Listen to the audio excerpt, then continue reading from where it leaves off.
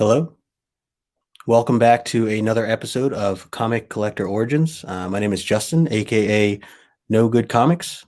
This is episode 66 of Comic Collector Origins, where I interview interesting guests on my show. Thank you for being here. I see people are in the chat right now. Would be very nice of you to click the like button, perhaps subscribe if you are new to this channel, and think we are going to get started. So I'm really excited for today's guest. His name is Kyle. He is a time traveler who is promiscuous, and you can find him over on Instagram.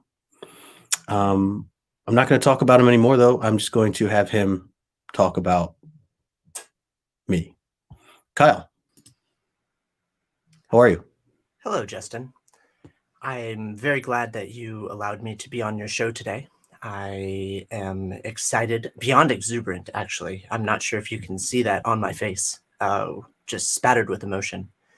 I wish that I can go in depth into your channel and further accentuate the properties that you want to spread throughout YouTube. Yes, Kyle, I would like to start first by hearing your thoughts on my channel and just about me. Yes. What your thoughts are there? Well, of course, the most famous YouTube channel related to comics is Comic Tom. Your channel is way better. And I did a very, very long and deep analysis of each video where I watched your videos at least 15 times and Comic Tom's about 2 minutes of those times. And it pales in comparison. And I want to extend a olive branch and also an award to you from the Promiscuous Time Traveler Foundation, furthering the sheer what's a word for ginormous? Do you bigify big enormous? The enormity of your channel and how I watched every video and I can tell you details of those videos, all of them, but don't ask specific questions. Wow. Kyle, I don't know what else to say other than it's very kind. Thank you for that. I am very excited to hear those thoughts of yours. Well, I figure since we're really here to talk about Rain, I thought maybe we could dive into our overview of the book that you have behind you there. Yes. Absolutely. This book released, and I read it 3 times, I believe. And I don't always read books 3 times, but this one I did read 3 times. And that should also reign a little true into how much I watch your content. So yes, I see what you did there, and I think that 3 times is acceptable. Yes. Did like for real though? Are you familiar with Joe Hill? I am not. I know he is the son of a writer. Okay. I know that he writes in a prose kind of, and this was translated from the prose, or not the translated, but reinterpreted into a comic form from his novels, and it really reigned true throughout it. What was your favorite part of Rain? Damn it! I had it going, I almost man. snapped too. Like when I couldn't figure out what ginormous was, or if it was a word, bigify. Okay. Right. That's so great. For those of you who don't know, we were testing our monotoneness because we just giggle. We spent 10 minutes giggling behind backstage. Pretty much about what we were doing. I made the mistake of glancing at the chat too. That was not good. That Okay, didn't help. and then John, I don't get a prize. I couldn't help but just put it up here at the beginning. Oh my goodness. Hello, everyone. So let me preface this by explaining that, we had talked, I was saying before that it'd be really funny if, Kyle and I haven't had the opportunity to really hang out in a behind the scenes type of event, or even just live or whatever. And so even though we've seen each other live before, we don't necessarily know each other's personalities or, how we'd react to each other. And I just thought it'd be funny if the both of us were like, imagine if we were just like super quiet and monotone and like, that's just not our personality on screen. Like, Very, very cordial and professional. That'd be fantastic. I wore glasses. Yes, Justin. Yeah. Let me tell you about how amazing you are. I should have gelled my hair and everything. Damn it. Missed opportunity there, Kyle. So welcome everybody. See, we got like 11 people hanging right now. The chat's been great. I will go back to the chat in just a sec. But if you're new, Comic Collector Origins, it's all about the community and bringing people on to have these fun conversations that we have. So Kyle, this is the first time on the channel for you over here, which I'm excited to have you on and get to pick your brain a little bit about your origin story and how you kind of got into things. So I appreciate you being here, man. Thank you, man. Go ahead and shout out to the chat because I'm giggling at half. Yeah. So a quick hello here. We got our man John from John's Comics with Kids. We were just watching him earlier today with his kids as they opened up some really cool books. Good to see you, John. My good friend Inja Binja also hanging out. Good to see you, Inja. Hello. We got Chop and Drop 2013 also in the chat with us, as well as our good friend Ruben Guzman, White Tiger, Cool, Calm, and Collected, Cowabunga fam. Promiscuous Tiger, there's a hashtag right there for you. Yeah, that's for a giveaway on his channel, by the way. Oh, sweet. Promiscuous Tiger, you can win the first 4 issues of I Walk with Monsters. Oh, nice. Very nice. Monsters, yeah. Very cool. We got my man Michael also in the chat. It says happy Saturday. Happy Saturday to you as well. Yes, grab a snack and get ready for an hour and a half. That's right. Let's see. We got we have my other friend Michael down right Nerdy Podcast. Good to see you, Michael. Nice. Thank you for stopping in. We got Ignacio in the chat as well. We got Kyle pulling double duty here. Very impressive.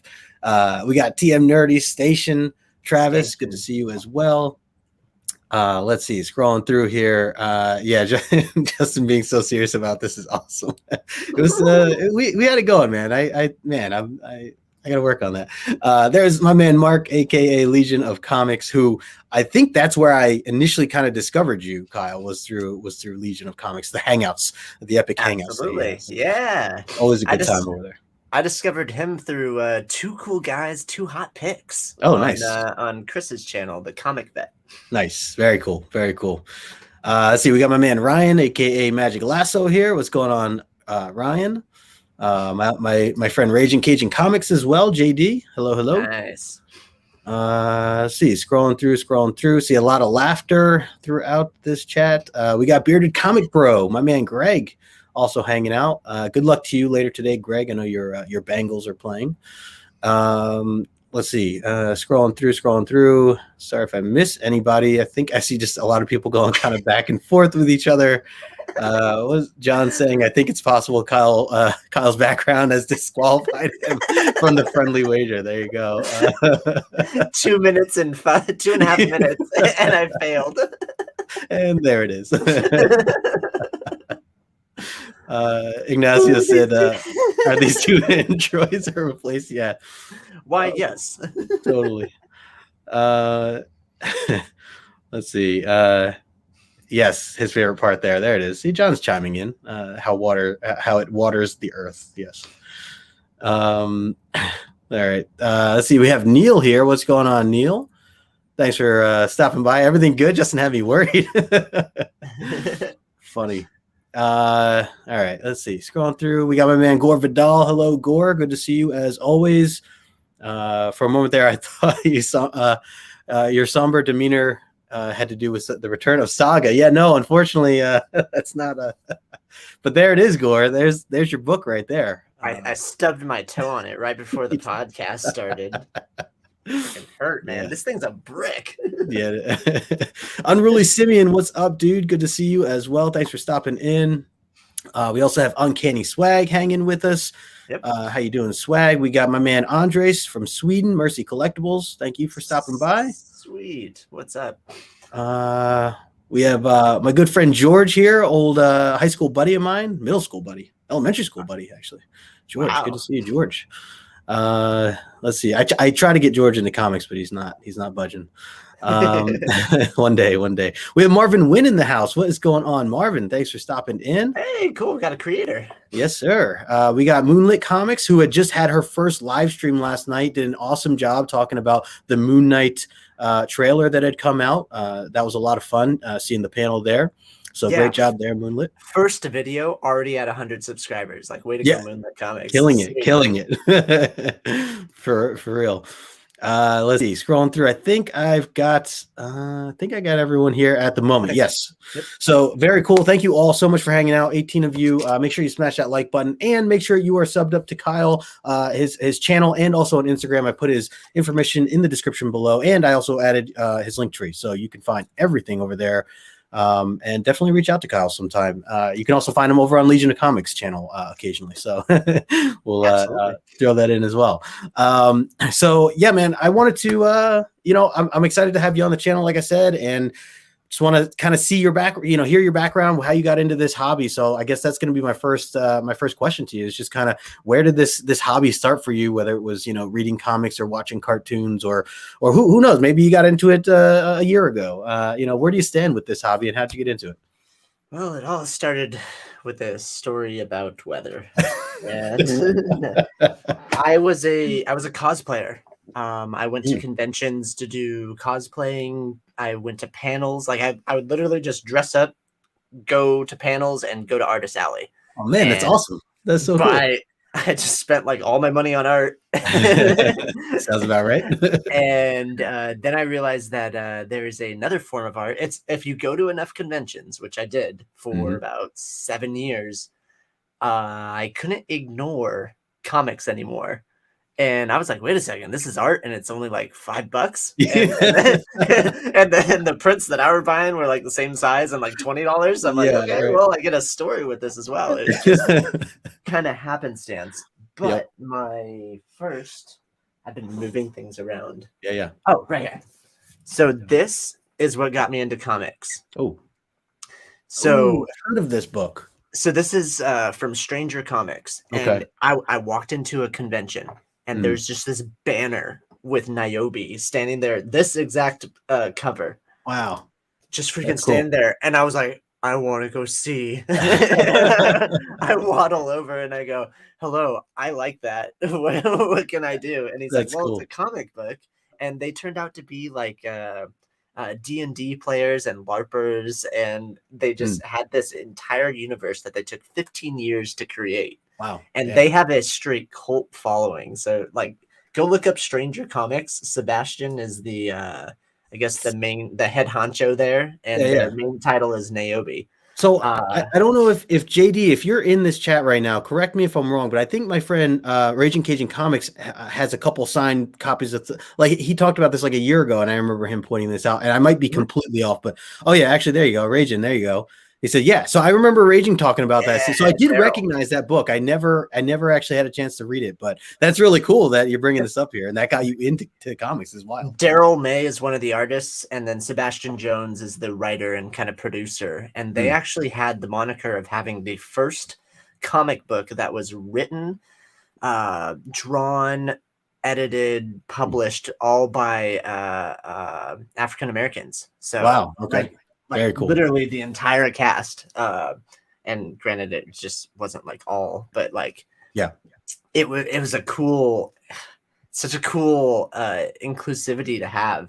Yeah. And speaking with Sebastian, I mean, he came from like records and music, and like he came into the comic industry just from like pure nerddom. Yeah. And we literally talked with him about D&D, all of them. Daryl, Steinberg, Amanda Stenberg. She was from what's the Hunger Games. Oh yeah, okay. She played Rue in Hunger Games. Mm. Very And cool. yeah, it was so cool. And then it just snowballed from there. I started going to like the hangouts that Stranger Comics would have on Instagram. Mhm. And then I got into YouTube auctions. It was right during the pandemic. Well, Okay. I found it before the pandemic, and then the Okay. pandemic hit, and I just like everything was online. I mean, this is what we have now. We have internet friends, Yep. and we have Hangouts. relationships with people that like we might see in real life. Like we had Sure, that sure. little sprinkling of C2E2 where a bunch Yep. of us got together. Yep. And then a couple of us are going to get together tomorrow Oh, at nice. Pasadena Convention Center. That's right. For You were mentioning that. Yeah. yeah, I'm gonna try to get Sith Lordly out here. He Cool. does spine ticks. Yeah, yeah, I know Sith. Yep. He's been on the show before, actually. Yeah. Yep. And he Very lives cool. in Orange County, about 45 minutes away from me. So I'm gonna Nice. try to get him out here. And then Very cool. Shudderduck, if he's out there, I'm gonna try to get a couple of people out there. So yeah, that's my origin story: was cosplaying, art, panels, and then slippery slope into comics. And now I have like 4,000 comics. And I'm Man. just like, I'm being surrounded by like I'm just like, where are all these white boxes coming from? Just duplicating out of nowhere. And why do I have to like get really tight when I'm sleeping? It's a little crowded. A little crowded. Michelle had asked my toe on Saga. Michelle wants to know. She says, have you had a favorite cosplay to date? She says she's just curious. What has been your favorite cosplay? I should say. I went as a Apocalypse Mario. Oh, nice. Like Super Mario Brothers Mario, and I had like a is that your dog? Yeah, you can hear him. He's snoring. I was like, either you're really hungry. Yeah, I'm like, just like.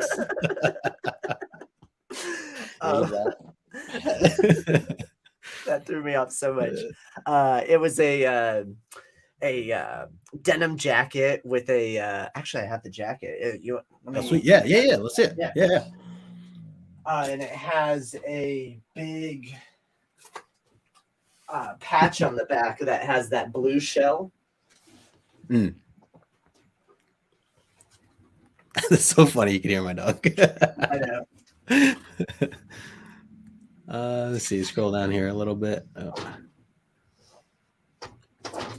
Okay, no, I can't get to it. Anyways, it has pins all over it. It's super like metal. It has spikes coming out of the top and a big patch that says like a biker gang patch on the back, but it's like a big blue shell from Mario Kart. Nice. And it says if you're not first, you're last. That's great. Very cool. Yeah. So it's interesting that you like bring up, or that's like comics wasn't the thing that like initially got you into it. So let me ask you then, how did you get into cosplay? Like what was the initial interest there? Or was it certain characters that you were into, or a video game, or like what? I know there's so many different ways to kind of fall into it, but absolutely. So a little mesh of video games and a sprinkling of Disney magic on top. Okay. Nice. And I've since like kind of cut ties with Disney because they're more or less alienating their fans right now just for money. I mean, if you go to like a D23 convention, you'll kind of notice that like they're just recreating live actions of old stuff that they had. And like, I don't know, it's kind of convoluted. I don't want to get too much into it. Sure. But I loved Disney.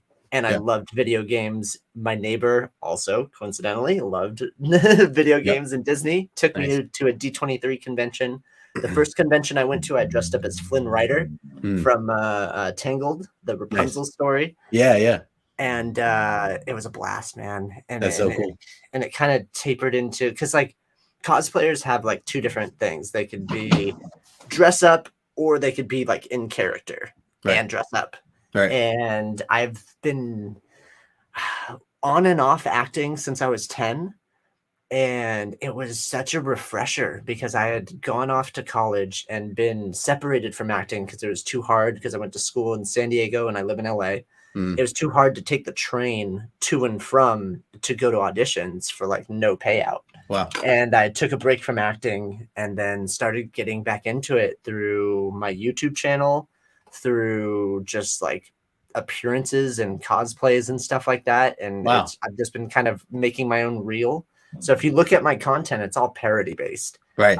because I love clowning on things because Yeah. everybody can provide their opinion, but Sure. I like to I don't know. I want to tell a story at the same time. Is basically Absolutely, man.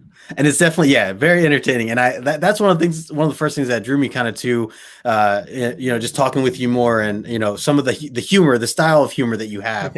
And we were just talking behind stage. I know you had recently just dropped a video on your channel, and I actually had a chance to watch a little bit of it actually earlier this morning, and just having to do with your top 30. And I'll throw that banner up now just to cool, let people know. But this is a little thing that you had put together, right? This came out when did you drop this? A couple weeks ago? I don't know, like a week beginning ago, of the maybe year, a week and a half ago. Yeah, like right at the beginning of the year. I figured it was a good time because there's some like Radio Apocalypse was towards the end of the year, and it just made such a big impression that like I couldn't not put it on the list. Understand that if you watch my content, I don't care about likes or subscribers or watch hours, but if you get some kind of enjoyment from it, that's what I'm here for. If you can hear a story that I'm trying to tell, because you'll watch the video and you'll be like, does this guy even read comics? I can't even tell. Like, he looks like somebody just like threw books at him and he's just like, rain. It happens outside. It's not raining right now. Right. My next favorite book is. It legit made me like. I'm like, so I wonder if, and I know your humor, so I'm like, I wonder if did he really read something such as a Radio Apocalypse, because your description of it had me dying laughing right off the bat. And I won't get if you guys missed it, go check this video out because it's very entertaining. But yeah, I was like, read synopses. Right. Yeah, I don't need to regurgitate them too. I figured Sure. I'd give you a list that I put a lot of. You can see the list. I put a lot of time into it. Yeah, and handwritten too. It's like, oh yeah. You showed the whole list on your pad. I had a notepad. It was like 10 pages long, and I actually crowdsourced a lot of it by going to other people's channels. Yeah, and actually, this is a genuine segue. I have in my link tree, I have a community Google Doc. It's a YouTube community comic Google Doc where it has just lists of channels, people's channels. Everything is hyperlinked. I maintain it about once a week, and I ask that you go to that, subscribe to a name that you haven't seen, and then the only thing that I want you to do is put your name at the bottom of the list. I'll go in and I'll hyperlink it at the end of the week, and then we grow as a community. That's awesome. That's my little pitch of what I just hate saying, oh, like my videos and subscribe and blah, sure, blah, blah. Asking I'm just like, you know what? I'm just gonna take a little action and let's see if we can do something with it. So it's been growing. It grew to like 250 channels within the first month, and I was like, geez, this is intense. Just jumped. Wow, that's awesome. That is very cool. So anybody out there, go click on the link tree. It's in the description. Yes. Click on somebody else's channel, subscribe to them, and then add yours at the bottom of the list, and you'll be growing together. So that is very cool. I love it. Quick hello to the chat here. I see my man Comics Kings, Brandon. What's going on, man? Happy Saturday to you. He said, Ragin said, so not going to D23 this year, I'm guessing? No. The last D23 I went to, I was just there to buy a buttload of Mandalorian stuff. So nice. We got my man John Stout in the house. What's going on, John? Mr. Stout? Thanks for stopping by as well. Let's see. Also, Sheena in the house. HK Wifey, what's going on, Sheena? Thanks for stopping in. Let's see. I think I got everyone. I see some links being dropped. Thank you for that. We got Mad Spidey in the house. What is up, Mad Spidey? And Shattered Glass is here. Hey. Putting up some fire. Thanks for stopping in, man. Let's see. Scrolling through here. I think Jamie. I missed Jamie before. What's going on, Jay Hood? Thanks for stopping in as well. Universe X also hanging out here as well. Didn't know he was live. Yeah, man. Every Saturday, except next Saturday. I'm actually not going to be live next Saturday, but we're here now. So let's see. All right, cool. So so it's cool to hear how that, you got into cosplay first, and that was like, and so it was really like right before the pandemic that comics was like that first book that you were showing before, that it was like that year, that same, like 2019, I guess. This was a 2019 pickup. I didn't get into comics until literally right before the pandemic. Wow, so, that's awesome. Yeah, but I've been going to conventions since like 2014. Okay. Yeah, and that's very doing cool. cosplay and stuff. So yeah, Yeah. no, I've just it's such a cool community and culture, and like it's all about fandom and Mhm. uh, what's it called when somebody makes their own story and it's based off another story? Fan fiction. Okay. Yeah. There Yeah. is some really good fan fiction out there. Like, do not like there are some great creators out there and a lot of talent, and it's so like awesome to be a part of that. Yeah, So absolutely. And I can only imagine, like, I know, I'm sure there's, a cosplay community, as as you're mentioning here. Like, I've yeah, definitely, going to shows and stuff like that. Obviously, I've seen a lot of cosplayers, and what seems to be that they all know each other. A lot of them, a lot of the ones that are committed and, grouping together to have these big scenes and setups and things of that nature, which has always been cool. I've never actually cosplayed myself, but, certainly seen a lot just through going to the cons and stuff. So, man, it's um, Halloween every day, and it's so yeah, it seems fun. like it. So on my phone, I just have Yeah. a bunch of Discord servers Mm. that I'm part of, and I have a Discord server for just niche communities, like Okay.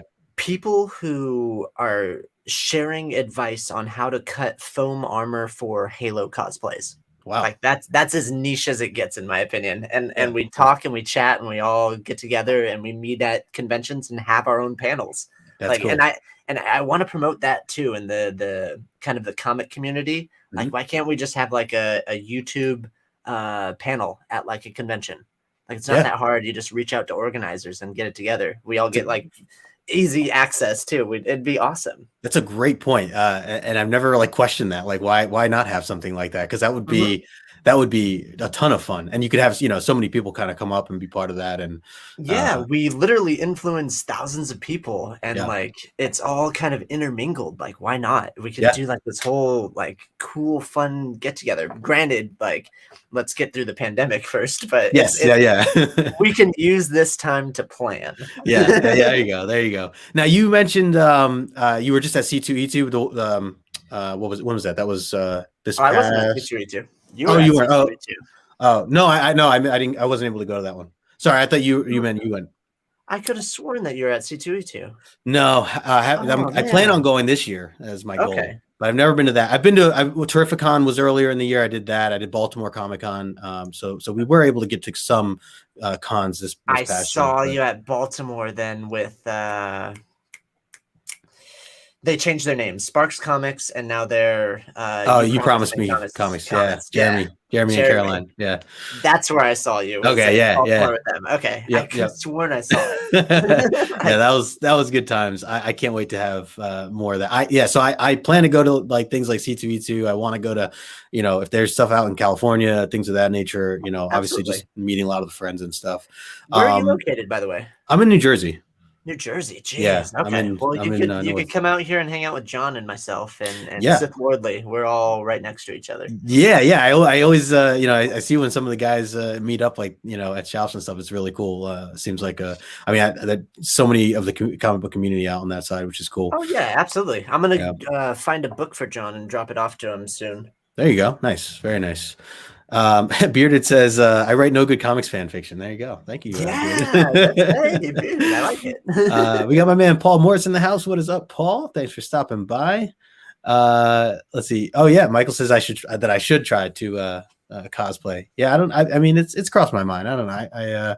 I'd have to give it a deeper thought, I think. But It's so it's fun. I'd never like straight up say no to the idea. I'd give it a Yeah. try. We all wear nerdy shirts anyways. I'm wearing a Join Fun Star Wars shirt. Yeah, yeah. I mean, I did go all out for Halloween this past year, so I was a Peaky Blinder member. I even tried the accent and everything, and so I could totally just do that again, Hey, right? go Shelby. Yeah, Hey, there you go. Peaky Blinder, eh? That was so much fun. Actually, did you see Kyle, John and I did like a Halloween special for our Omni X-Men, and we both were playing our roles. And actually, hold on, I have to play the part here just because Okay. we're talking about it. Yeah. Let me find the clip here. Here you go. Here's just a brief moment. John was Ted Lasso. Cool. Yeah. John, I don't pay for suits. My suits are on the house, or the house burns down. Well, all right. Cheers to you, my good man. So we just riffed for like 5 minutes straight, and I was able to keep it straight through. Awesome. So, Yeah. Oh man, that was a great show. Jeez. It was fun. So I could definitely see giving cosplay a chance at some point for sure. Absolutely. And it's funny that you mentioned that because Stranger Comics, they started off, they showed up in all tuxes. Oh They were wow, supposed to be like strangers, and like yeah, they're wearing fedoras and tuxes and sunglasses. nice. And here's the thing with cosplaying. Yeah. You're gonna sweat. Oh, I bet. You're gonna be uncomfortable. Like I thought about that. You have all these layers on. If you have a helmet on or some sort of mask or like crazy stuff. There's a whole cosplay survival guide Yeah. that you can do. Like you need stuff for repairs. There's actually carts that go around conventions that have repair stuff that'll actually sew your stuff back together. Oh wow, nice. At the bigger cons, they have rooms that you go to, and they just have glue and tape and yarn and That's Velcro. convenient. Yeah, no, and it's all free. That's cool. That's very cool. Hey, we got my man Steve in the house, Hip Hops and Me from the Team Nerd Herd podcast. He's over on the West Coast there with you. Yeah, I'm gonna be on a stream with him for. I think he's gonna be part of the DJ Links rap battle. Oh, nice. That's right. Yeah. Okay, very cool. Very cool. Yeah, I'm gonna be spitting those mad verses. Oh man, I'm gonna have to check it out, man. That's great. I have this like demeanor of being like a dork, but I'm gonna bring some flow. Like nice, honestly, nice. Those guys are serious over there, man. I've definitely heard some pretty good rhymes. You don't know how I had to like coerce myself to even get on the show, man. Like DJ's like, no, you're gonna do something. I know you. You're gonna try to put a parody twist on it or something. I was like, no, I'm gonna be super serious, man. He wants the real deal. The real deal. Yeah, he does. That's great. So let me ask you, with your start of comics, I really like this idea that, you're just into it. I mean, you and I don't know if you know this, I haven't been collecting much longer than you have. I got into it 2018. So cool. Before that, I was not collecting comics, not really reading. My dad used to be an artist. And wrote some comics as well, but so it was always like in my life, but it wasn't something I wanted because I just would like push it away as like, the family business type of thing is how I viewed it. So that's true. Okay. Yeah. So it was kind of, backwards for me. So I had to like discover comics on my own. So, on my own terms, I guess. So that was like, a much later in life kind of thing, which I'm glad I did, obviously, meeting everybody here that I have. So, but I wanted to ask you, like, what made you want to, get on like the social media side of things or like YouTube and things like that? Or was this already created? Was Promiscuous Time Traveler already created before you started getting into like the content for comics and things of that nature? Sort of. Okay. And let's see, how much do you want to know about me? Like all of it, man. I want to hear of it. And one of the big questions too that I also have to throw in there, and you can answer this within these questions, is where did you get this name from? Because it's one of my favorite YouTube names that's out there right now, and a lot of friends tell me the same thing. So, I take okay, so it all kind of blends together, but in like a really weird way. Okay. I'm just gonna name a bunch of things that I do, and you tell me how it all coalesces. All right. Let me get a pen. Hold on. I'm a plumber by trade, so I do plumbing. That's how I make my money. That's how I buy my comics and food. Wow. Nice.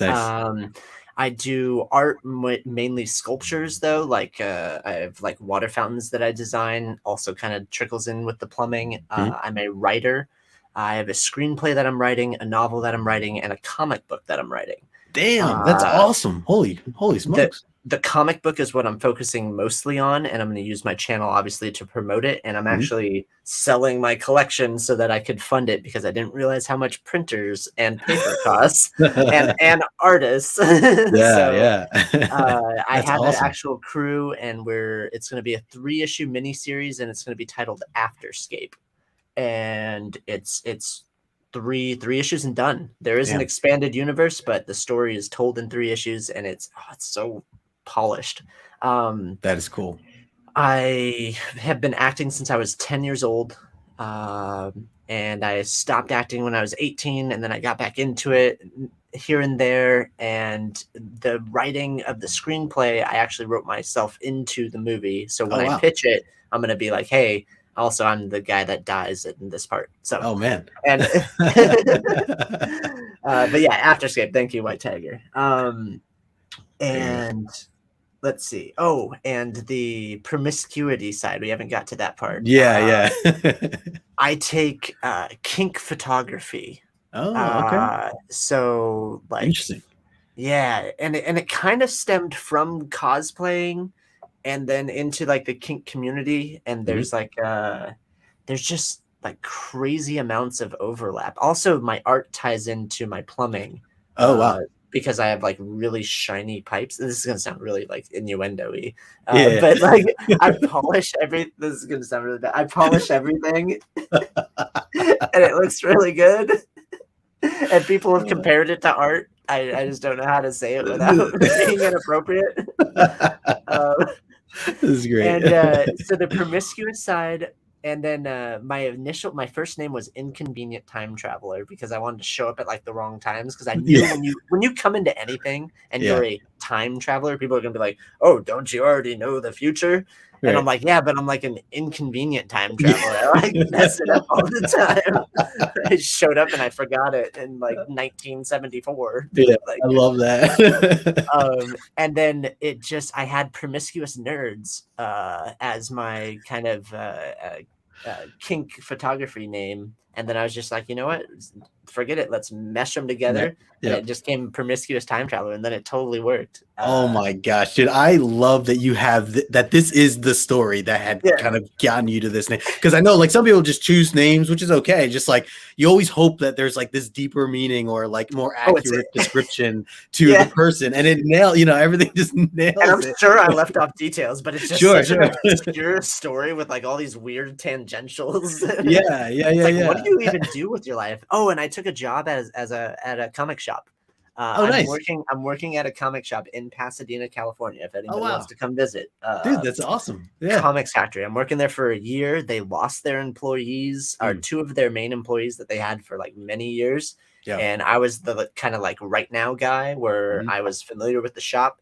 I pick up on things very easily, and I just jump straight into it. And I've been working there for about 3 months now. Oh, so that's perfect. Yep. So I got like 9 more months, and then I'm done helping them out. But I'm trying to manage. Oh, and I went to school for social media and journalism. So that's where the writing comes into play. Yeah, and I'm managing the social media of that the shop as well. Yeah. Oh, that's awesome. Damn, man, a lot of hats. I feel like it's like the best way to go, like at least for experience and figuring out what's out there. And I definitely feel the same way with things I've done. So that's really cool to kind of hear this background. And it's cool that you're getting into, like, you're also just getting like some experience of the comic side of things, being in the actual comic book shops and just being around that on a regular basis must be very different as well compared to what you've ever experienced before. And I want to ask too, like, do you recall like even whether you were into comics or not at this time, do you recall like your first time kind of going into a comic book shop? Like, is this pretty new to you as well? Like, or, absolutely. No, the memory is very fresh. I went to a comic shop. It was in Glendora. I'm blanking on the name. I walked in there. It was right across the street from my high school. Okay. I had no idea it was there. Yeah. And I'm just like, what is this treasure trove? And I was like, I bought like 1,000 books from their store or something like that. And I was just like, I was like, this is awesome. Yeah. And then, I was like, dude, I wish I would have known that you were here, because like I went in there, I was like, hey, do you have Spider-Gwen from 2014? And they're like, no. Like, I'm asking for all this stuff that like when I was in high school and I like was like super into, but I don't know, man, I was kind of ashamed of it. It's we were right at that generation where there were people that were made fun of for being nerds, and then there were people that were accepted for being nerds, and then now nerds are just the norm. And you embrace things. Like, it's cool for me to be like a nerdy kink photographer. Like, it's like it's so obscure. Yeah. Downright nerdy podcast. There we go. I mean, we all relate to each other. It all coalesces in the sense of like we can reach out. Like I do a podcast with Dank Comics. I do a podcast now with White Tiger that we set up. Nice. It's just it's so when we all share the same joy for art, storytelling, creative perspectives, and it's so genuine and it's so cool. And I'm just 100%, man. so proud to be a part of it. Can I ask you a Yeah. question real fast? Yeah, of course. What did your dad write? I didn't want you to like kind of slip. You kind of dropped that nugget, but Oh. glanced over it. I feel like I always say it so much. I try to keep. Oh I try no, not to like highlight it. well, okay, But no, real fast. so he's done like a lot of the stuff in a lot of Spider-Man in the like early 80s. Okay. He drew Flash in the early 90s, or I should say Spider-Man late 80s, early 90s. And then he went to DC for a while as well, and he was writing Flash back in the 90s, so like that volume 2, I think, Flash volume 2. And it took you this long to get into comics. Yeah. That's nuts. Oh my goodness. I know how the family business thing works though, because I'm a plumber because of my dad. And I'm like, yeah, it's hard. You want to be like your own person, and you're like, no, I don't want to. That's just like books and drawings or whatever. Like, I don't want to be a part of that. And now here you are with the very popular channel.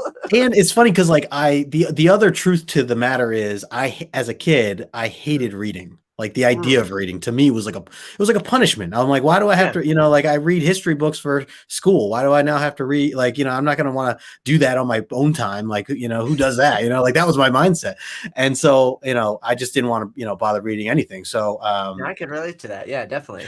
Yeah. It was almost like, I don't know. There's this weird mantra behind it where it's like, oh, well, here's how I describe it. I didn't want to play D&D because I thought it was the nerdiest thing out there. And then LARPing came into existence, and I jumped headfirst into D&D because I was like, all right, it's not the nerdiest thing anymore. Oh, man.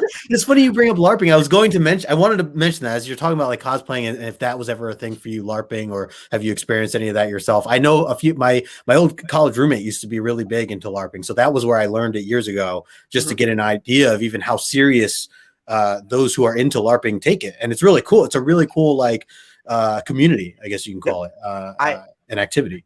I LARP from the Renaissance Fair kind of perspective, though. Yeah. Like, the Ren Fair is right next to me. Nice. And I joined a guild and like the whole shebang, and we go in character. I've just been like, everything that I've done the past like 4 or 5 years has just been kind of structuring to try to get back into acting and get back into storytelling. Right. Because like everybody has opinions, right? And when people get enough clout or get enough of the spotlight, they can put their opinions out there. And what I want to do is, if I could somehow become famous, I want to take that spotlight and put it on people who actually know what they're talking about and deserve to be like talking about it. Like I want to give things to the experts and stuff. Like it just makes no sense. I can't know everything. I'm trying to learn as much as I can. I'm addicted to learning and knowledge and getting new things. And that's why comics are so refreshing. Yeah. Because it's new, it's different storytellings, it's different perspectives. You might not like everything. Like, we don't have to agree that certain books are awesome, but if they resonate to you, then more power to you. Like, go 100%. For it. Absolutely.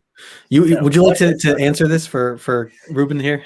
Live action role playing. So basically, there you go. So it depends. Are we doing high fantasy LARPing where we're casting spells at each other, or are we doing like combat LARPing where you're hitting each other with foam swords or sometimes even rubber swords? Right. It gets pretty intense. I mean, there's obviously memes online, but there is a serious community out there that has the time of their lives. Just imagine like if you like medieval films, you can put yourself into that with a group of people that all want to be there too. And everybody's talking the proper speak and the proper tone and demeanor, have everything to like period to make it like a period piece, a live action period piece.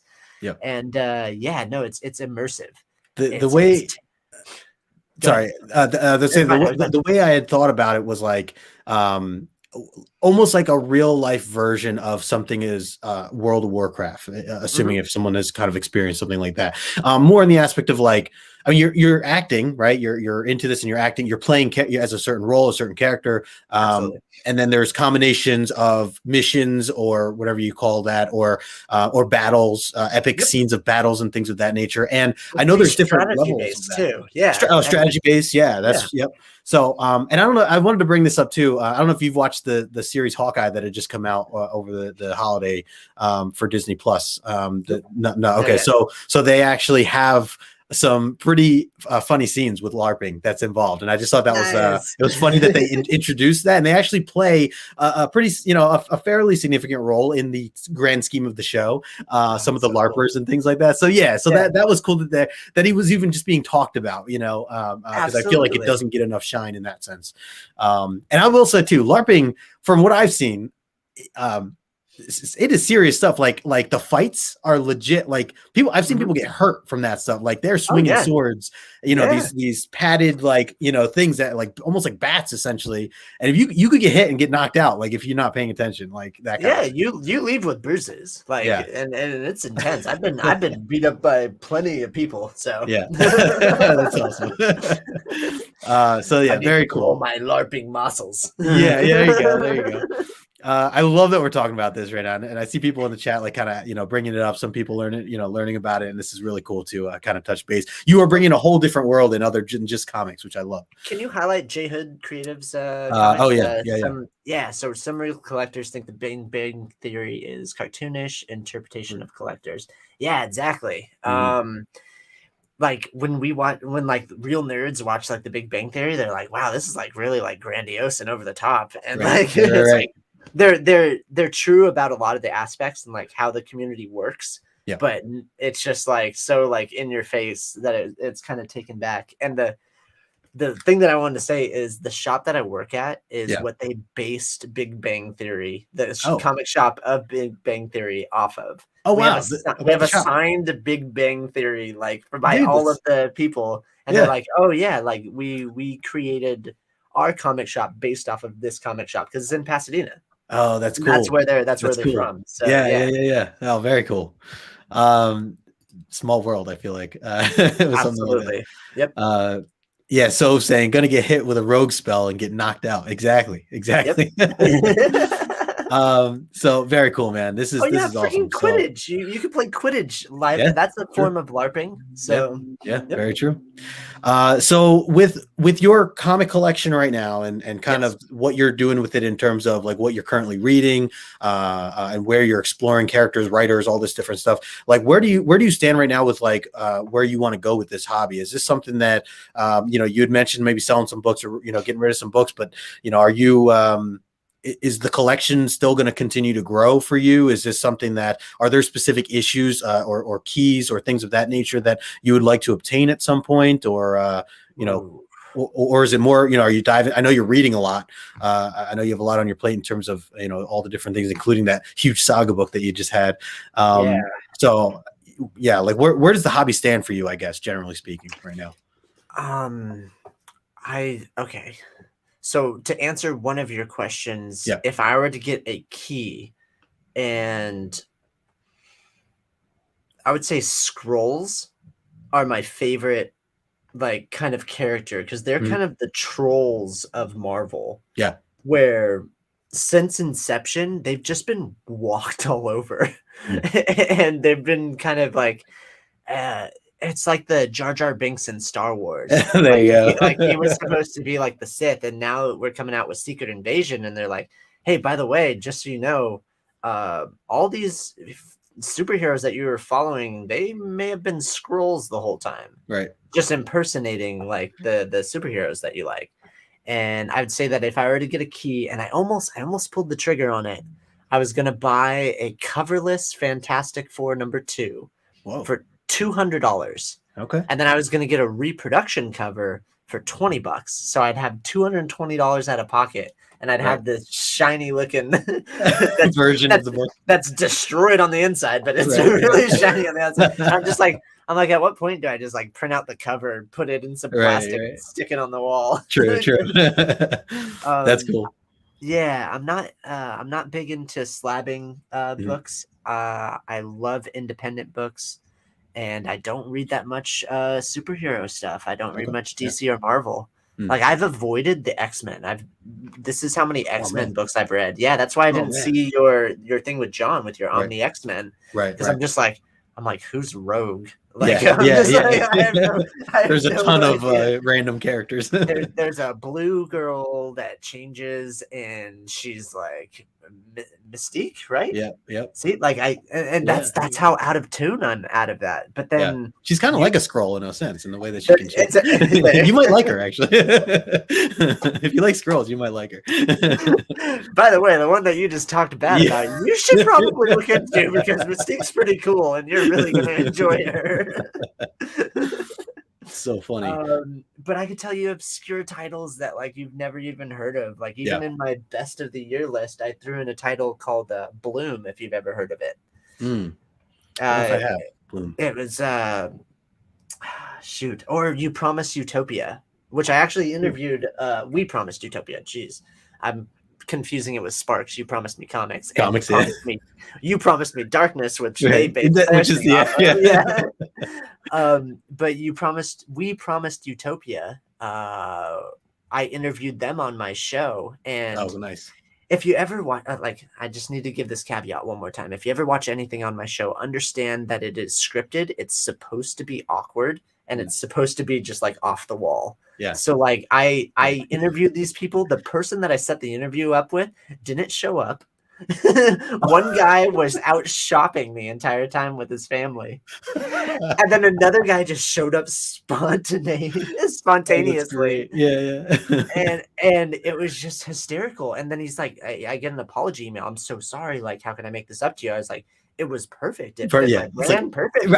You were right on. It was such a mess of a show, and I was like, "This is great." I'm trying to hold back my laughter, and I'm just like, I couldn't have planned this better. But everything I do is scripted.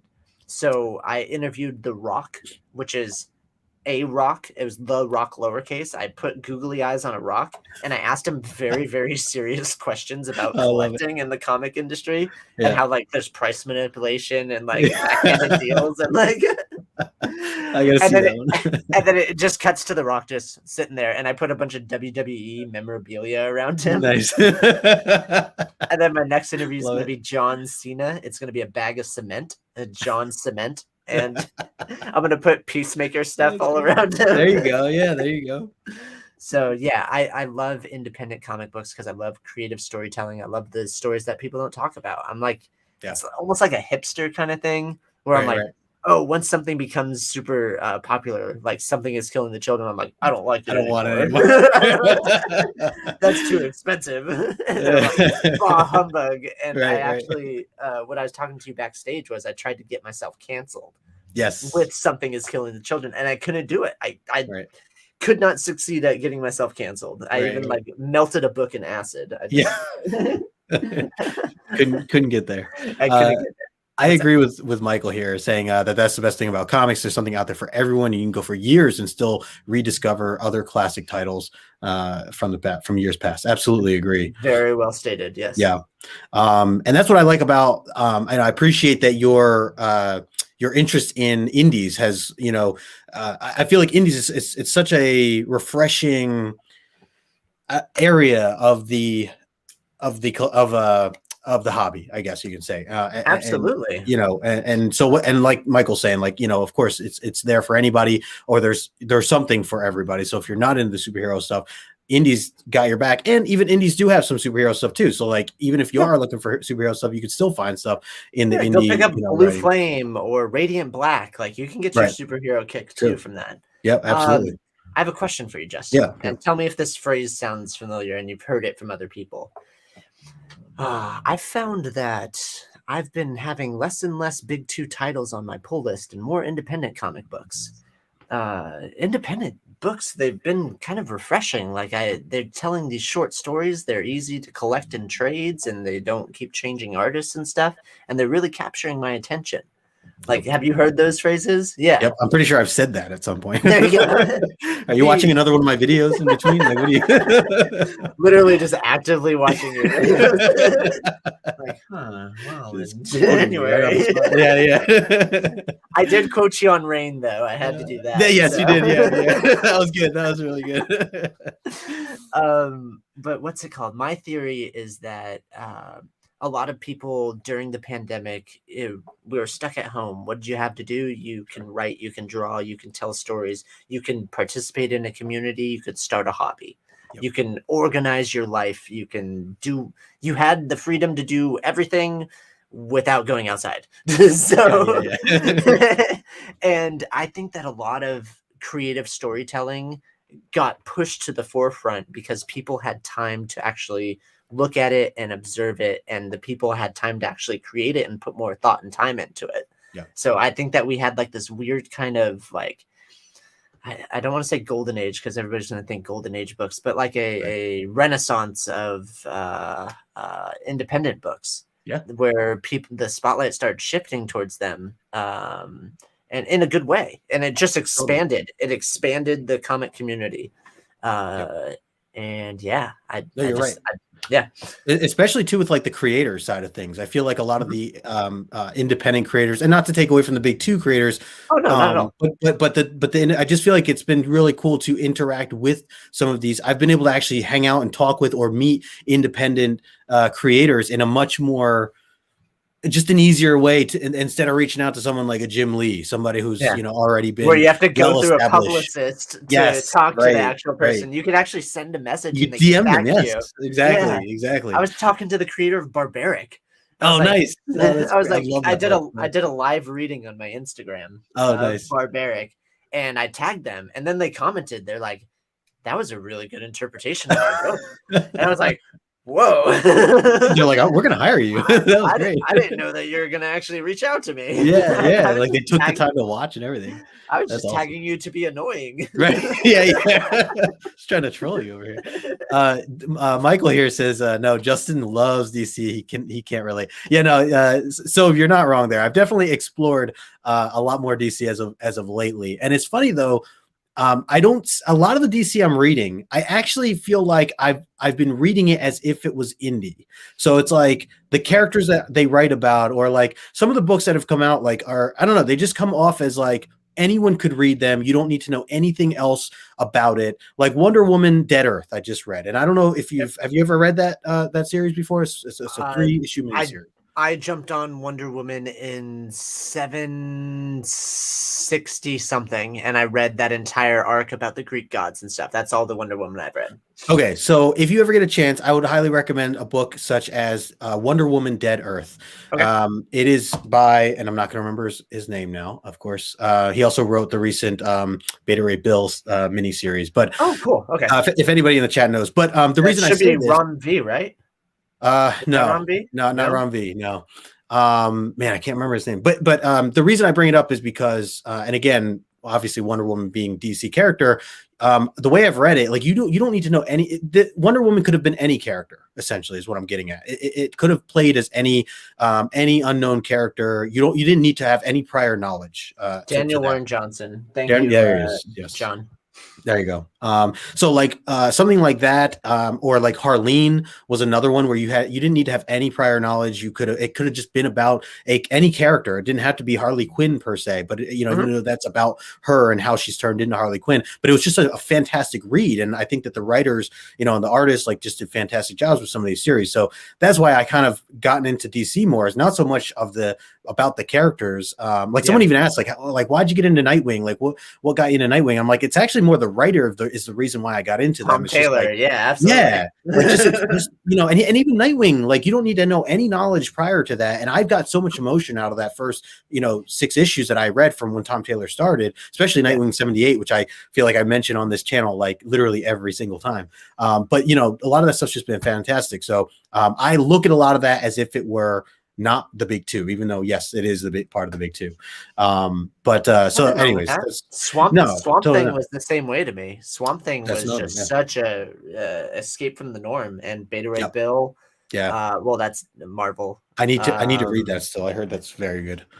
There was shoot, what else was really good? The Nightwing, like you said, Daredevil has been really amazing with the Chip Elektra. Zdarsky. Yeah. Yep. And you notice that like some of them have indie titles as well, and you could Yes, you're right. Yeah. it's such a good jumping. You could follow creators, you can follow artists. Like Yep. there's so much overlap, and I think that's really really fascinating. And then like DC Black Label, woo, Dude. Nice House on a Lake. Yes, I've been reading everything Black Label. Anything nowadays is Black Label. I have not been let down yet. So I've just been like, I'm just exploring it as I go. I'm definitely, Absolutely. down for that. But again, even with the DC Black Label stuff, I don't look at it as that it's part of DC per se.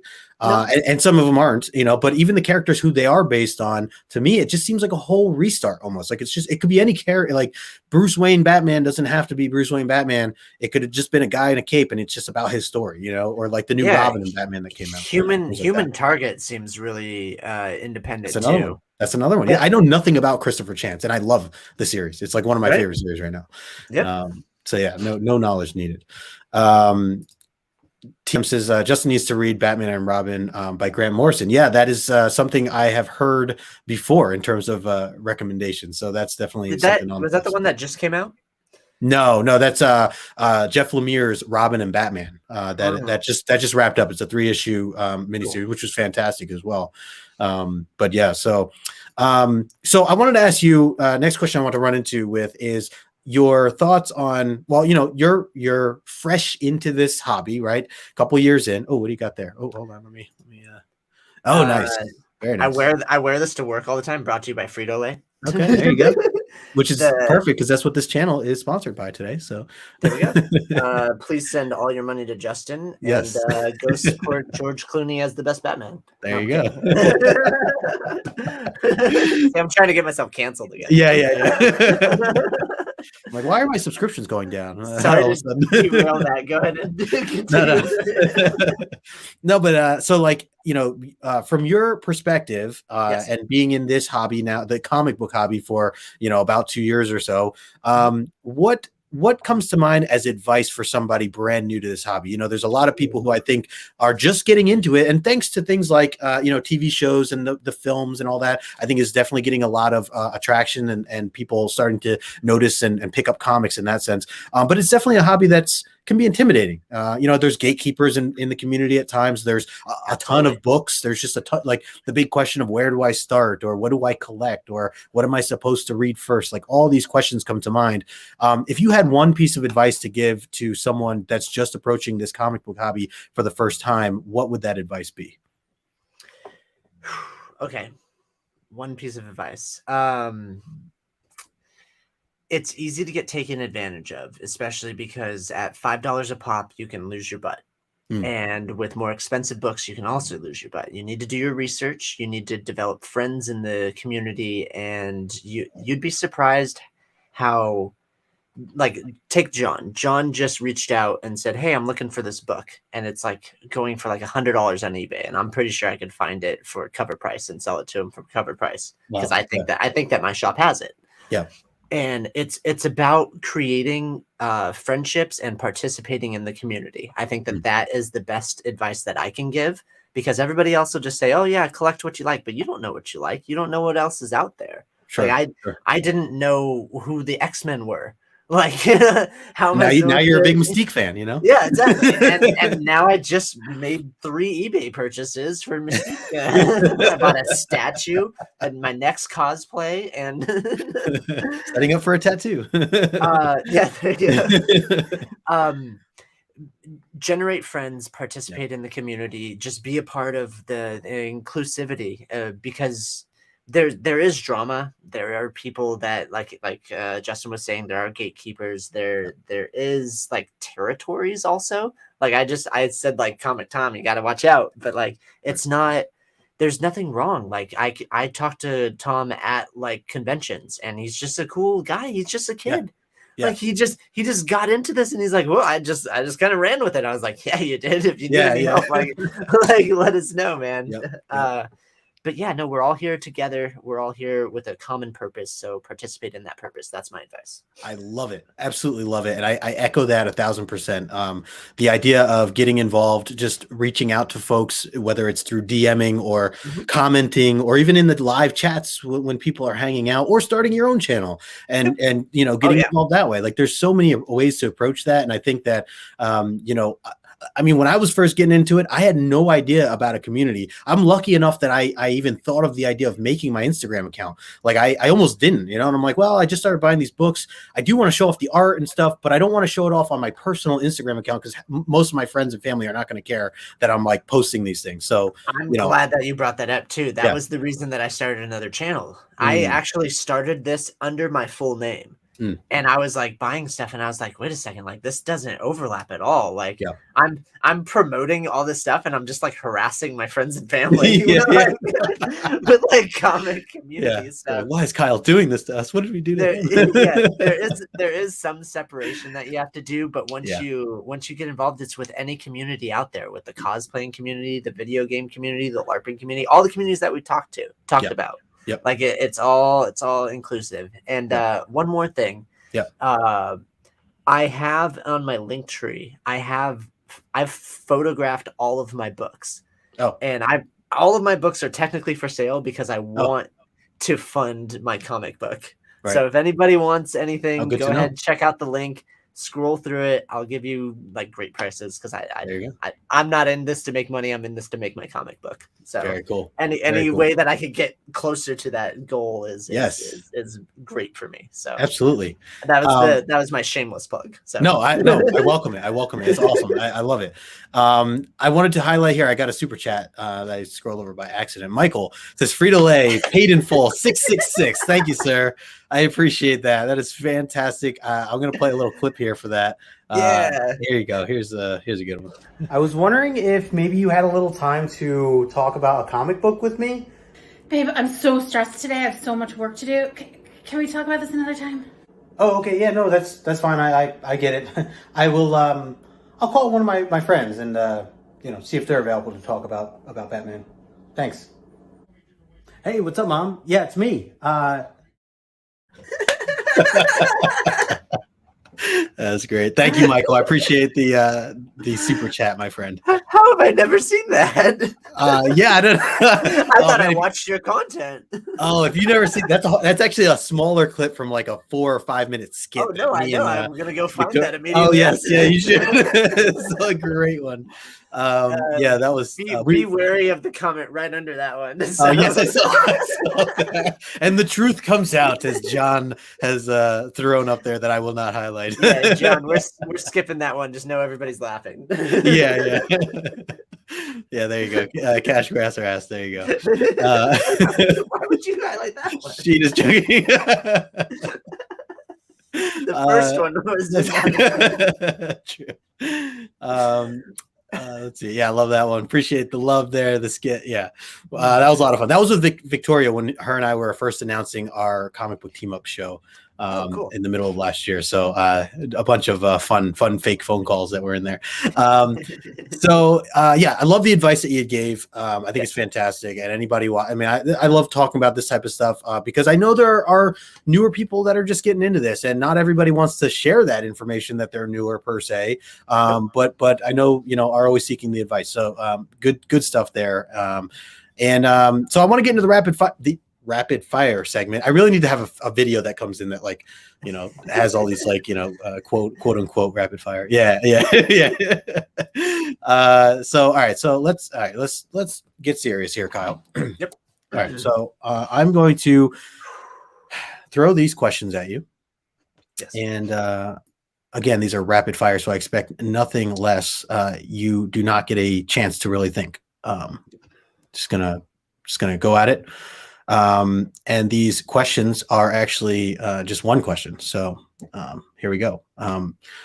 Is Spider-Man your favorite character? No. All right, Kyle. I don't know if you understand the idea of rapid, but again, we ask that you do it without thinking. Okay. I noticed there was a bit of hesitation, and so we're going to try this one more time. See if you can, stay within theme of this segment, please. Would you ever subscribe to John's channel? Orangutans. There you go. I mean, See, yeah. no, that's good. That's what we're looking for here. One other question here that I will ask is, well, let's see. Let me pull up my list of questions here.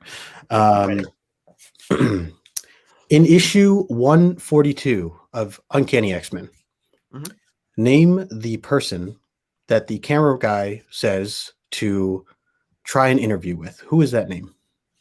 Silver Sinister. No, that's incorrect. All right, well, that's it, folks. This has been fantastic. The answer was Lois. The answer was Lois. Yeah, you were you were close. Red Sinister. There you go. Sinister. What is his name? I'll go with Red Sinister. Red Sinister? I'll go with Okay. We're getting laughter though here. This is great. All right, let me jump into the official rapid fire questions and go into this. Kyle, man, this is, by the way, this is like I'm having so much fun. Like you and I need to do like multiple skits together. We'll have to come up with some things. I can pitch you some of my ideas, actually. No, I love the challenge of them being live. That's like really tough. Like I'm actually really enjoying that. Okay, the Saturday Night Live type rock, of version. The rock video that I did it live. Oh, you did? Oh, I had my script like right here, and I was freaking nervous, man. I was just like, it's so hard to make things like not forced. Like yeah.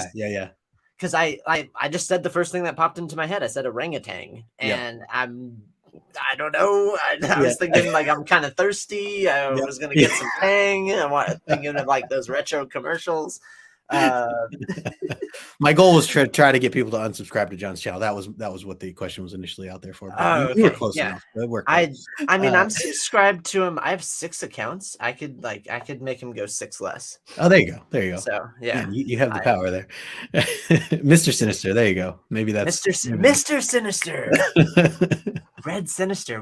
Is he red? I don't read X-Men. Who's Lois? Lois Lane? That doesn't seem right. Yeah, no. So that issue I took that question from our X-Men channel because we were questioning if it was a nod to Lois Lane, even though it was part of a it was pretty interesting. It's something that Ryan had brought up, Magic Lasso. Batman versus Superman. But there you go. All right, let's get into some of these. So and this is interesting because I'm curious again, with you being into comics for about 2 years, where some of these answers might go. As of right now, who is your favorite character of all times in comic books? Ooh, favorite character.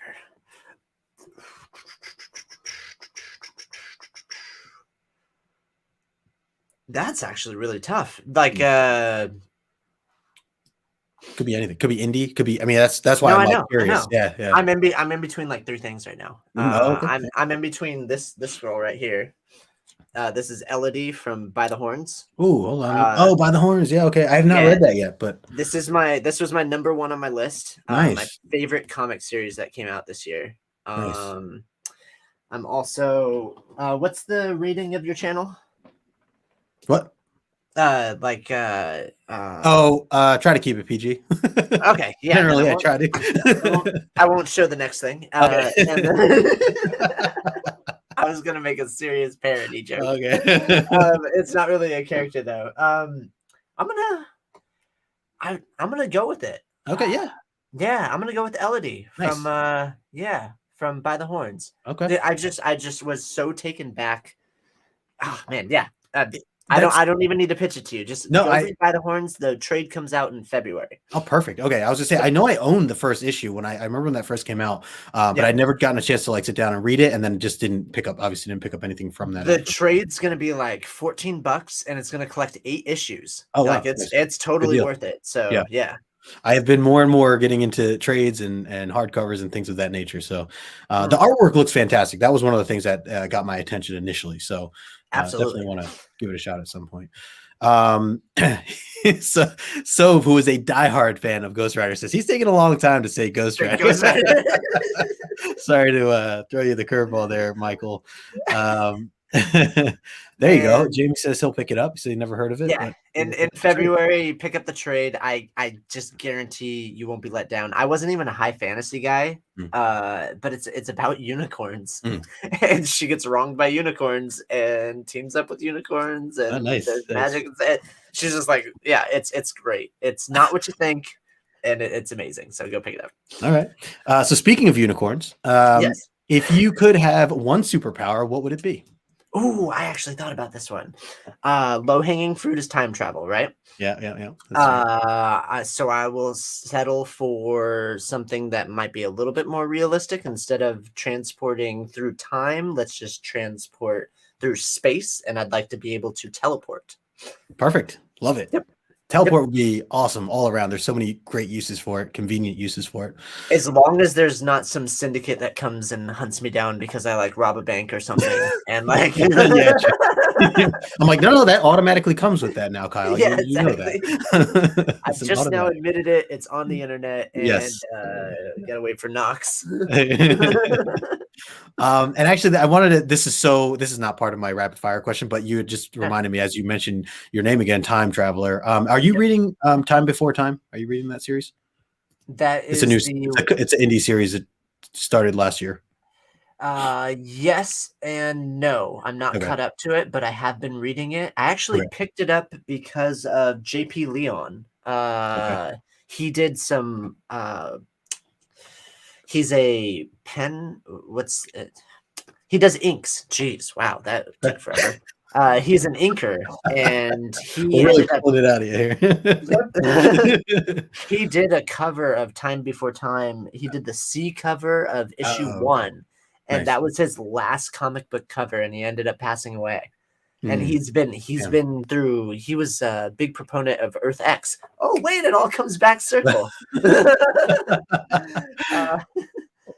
He was a big proponent of that series, and he'd done a bunch of stuff in DC as well as Marvel. And I picked up that, and I had to. I mean, I picked up Marjorie Finnegan, Temporal Criminal, and I picked up Time Before Time, just because, like, I don't know, I can't. It'd be hypocritical of me. I'm a big enough hypocrite as it is. I'll just pick up the books and. That's I was curious if I mean, I've heard really good things. Again, this has nothing to do with the rapid fire stuff, but I just heard really good things about Time Before Time, and I had read the first issue. I liked it, and I was going to just read it in trade. Now I think they're on issue 10 or something like that. So I have a lot to catch up on. I've read 3 issues, so that's where I'm at. Nice. Okay, yeah, just crossed my mind there. All right, so back to some of the questions that I had for you. As of right now, who is your favorite comic book artist that's out there? Ooh. If you had to pick one. Yep. I'm gonna give it to. I just love the story, and it ties back to Nightwing, and the artist of Nightwing. I believe it's Redondo. Bruno Redondo. Yeah. Yep. He's fantastic. Him accepting the challenge that Tom Taylor gave to him for issue 87 to do an extended scene. Yes, that was fantastic. I just mad props, man. There's tons of great artists out there, but that was it has been done before, but it was done so impeccably well. I've never been more excited for an issue. Like I was like 2 months before, I was like, "Hey, did you hear that this happened?" And then they challenged each other, and Redondo's like, "Don't worry, I got this." Yeah, dude. Oh my god! And it was all about a dog, which is I love dogs. And it was beautiful. It was just beautiful. So I'm gonna give it to Redondo. Love it. Good job. Love it. Yes, absolutely. Steve here saying it's 9 issues talking about Time Before Time. Good call. Cool. There. Okay. So all right, great. Let's see. Going into the next one. What is your favorite comic book based film that's out right now? We could throw or TV show if that falls under film or TV show based on or around the thought of comics. I was such a big fan of Loki. Like You were I a big watched, fan, you said? Or- yeah, I watched it twice, man, and Nice. I don't think Owen Wilson is like a good actor, but he crushed that role. He Yeah. absolutely crushed it, and I was like, I think it's more of just like I'm a Tom Hiddleston fanboy, and Okay, I don't sure. like name drop people because I don't know famous people. Like Yeah. it's hard for me to like put a face to a name. Like Sure. Redondo was hard for me to figure out too, and Right. I've met a bunch of famous people, and I just treat them like normal guys or people or women or anybody. Mhm. They're just individuals, creative people, Which they usually and prefer, right? I feel like a lot yeah. of them prefer that. Yeah. And then everybody's like, "Oh, do you know who you were talking to?" I was like, "I don't know." Yeah, Like, some cool guy that knew a bunch about this book. Yep. But yeah, I'm not good with names. For me to drop Tom Hiddleston, so for me to actually drop those names like Redondo and Tom Hiddleston, that's Yeah. because they actually made an impact on me. So Sure, to sure. answer your question, That Loki. makes sense. Love it. Love it. Love it. All right, let's see. Next one. Not going to ask you about X-Men. Oh, here we go. This fits your name so perfectly. So I have Let's to, hear and I don't think I always ask this question, but if you could travel back in time Mhm. and buy any one comic book off the shelf at cover price that you could never sell, it'd have to literally go to the grave with you. But if you could go back in time and buy one comic book to own for cover price, what would that comic book be? Interesting. Oh, whoa, whoa. I don't know what just happened there. Oh. Was that Spidey? I don't know, man. I just like blacked out for a second. I love it. I just grabbed whatever was next to me. If I were to actually go back to answer your question, Yeah. I love it. I literally, y'all can watch the replay and figure out what it is. Yeah. Man, okay. I'm gonna say something very stereotypical. Sure. And it's gonna be action one, Mm. but only for the reason of I want to have it in my hands. I want to rip that page out. I want to sign my name on it. I want to mail it in. I want to get my $1, and I want to be on that list of the OG nerds. Literally there was 25 OG nerds. Oh man! That ripped out a page of To Action submit Comics to submit it to get $1. Oh my gosh, that And is they so probably funny. used it to buy more comics. I want to be on that list. I don't really care about the comic itself. I just want to be a part of history, and that is really, really cool. That's a great answer. Fantastic answer to even think about. Yeah, like you said, like you think it'd be like a typical, answer in terms of throwing it out there, but so much deeper than that. So I love that. Love that. Absolutely. Some good reactions there. Very cool. Let's see. Next one I want to ask is, so this is perfect. I actually had this as part of my questions, and I don't ask it to too many people because not too many people are into cosplay. But since you and I have been talking about it, which is your, or who is your, or let me ask this: who would you like to be as cosplay next? If you could, if money was not an object in terms of perhaps building it or whatever you needed in order to kind of put this together. Ooh, okay. Materials, all that stuff. You have full access. That can get really expensive, right? I'm gonna be something that's like gooey and floating and like lights, and I want to be like some kind of like spectral ghost or some kind of like grim reaper. I don't know, just something mythical and dark and like the agent of death or something. I could like figure out how to like make a mechanism so that I'm like floating and there's like fog machines and like red lights and stuff coming out of my face and I don't know, just something just really intense. Dude, I love it. I was gonna say, like, to confirm with you, it is an expensive hobby, right? Like that. I feel like I've heard that before, but yeah, okay. Especially if you're like making your own stuff. Am I right there? Like, yeah, my Flynn Rider costume probably cost about $500, and it's super simple. My Star-Lord costume probably cost about $1,000, and it's a little bit more complex because it has a leather jacket, blasters, and a bunch of like props, and just a lot of leather actually in Star-Lord. Damn. And That is some serious dough.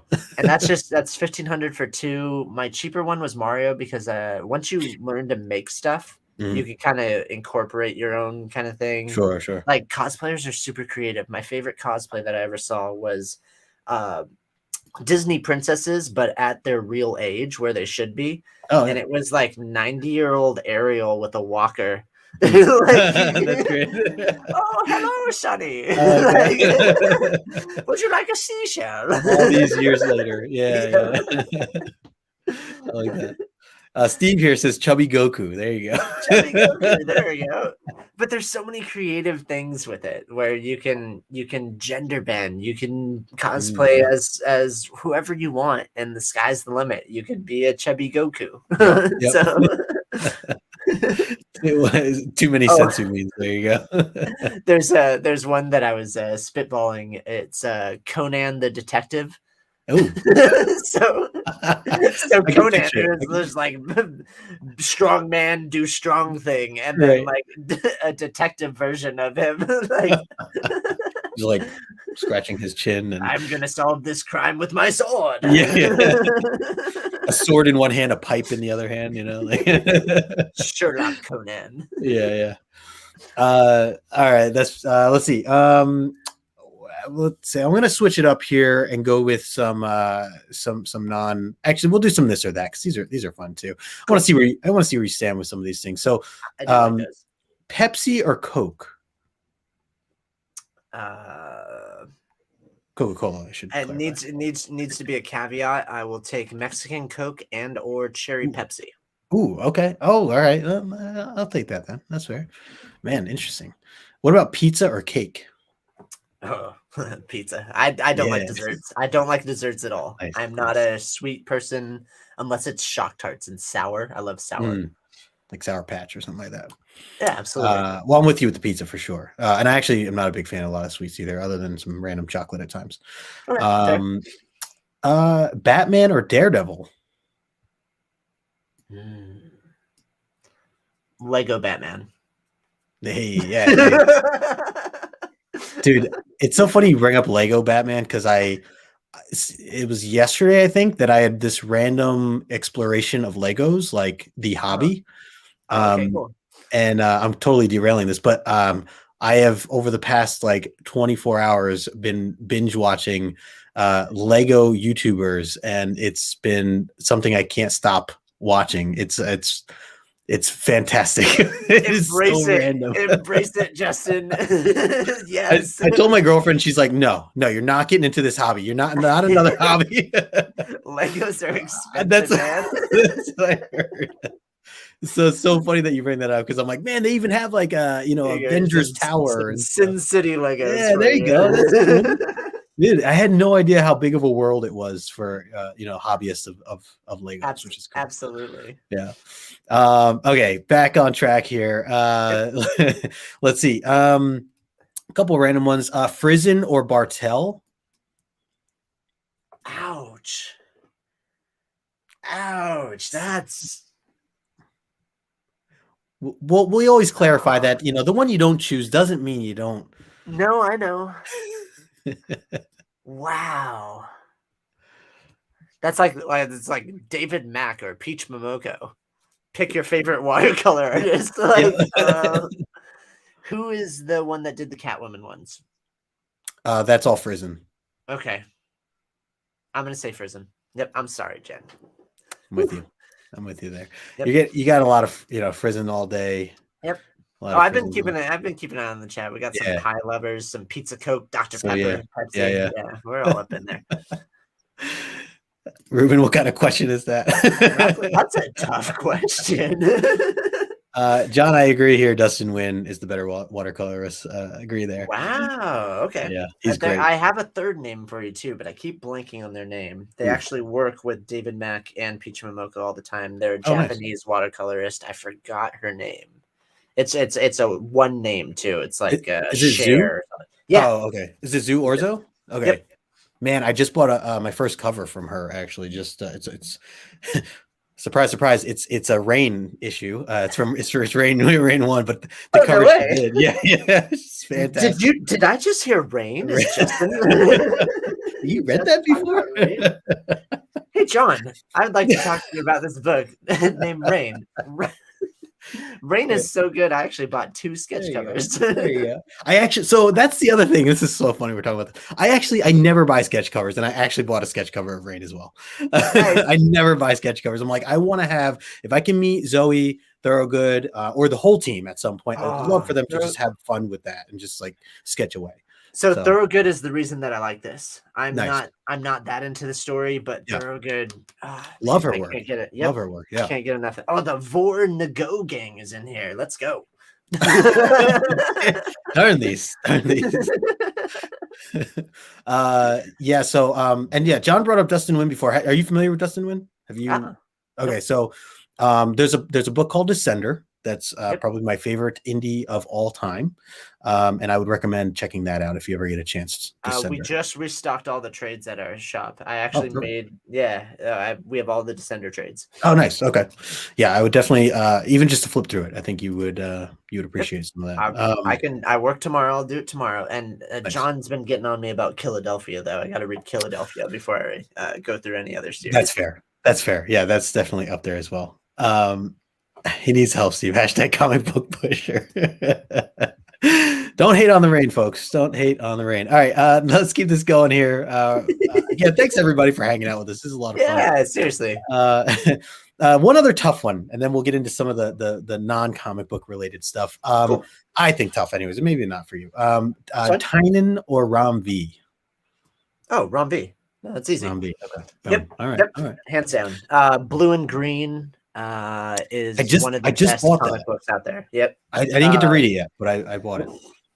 I downloaded, or I bought it on Comixology, so I was going to read it digitally. For those of you who don't know what it looks like, go pick this up. Blue and Green, Ram V, best title. Boom. Yep. So there you go. Very cool. Very cool. Yep, hands down. But it's just because I do like Jason Tynion. Yeah. James. But the James, as I call him, the something is killing the children just pushed me the wrong way. I can't. Yeah, so. Understandable. John, good point here. Yes, you too are becoming a pusher. So, yep, there you go. Yeah, you are. Yeah, a little bit of a hypocrite there, John. There it is. Yes, very accurate hashtag right there. So good. Okay. Team Nerd Herd podcast is also read Blue and Green. Cool. Yes, very cool. Michael said that's your favorite because you haven't read Hack Slash yet. Man, I haven't read Hack Slash yet. I actually do own a random issue because the cover was really cool, but I've never actually read or explored Hack Slash before. A lot of people were talking about Monsters that came out this year as a really good book. It's like a super thick hardcover. Oh, the hardcover. I have seen that. Yeah. I've been hearing a lot of stuff about that when I was doing my research. Nice. But yeah, it's black and white, monstrous. I don't know. A lot of people are talking about it, so go check it out. Yeah. No, I definitely have seen that around. All right, let's switch this up here. Some non-comic book related stuff, and then we'll wrap up. And anything that you have coming up, you can share, and then we'll kind of close out. Cool.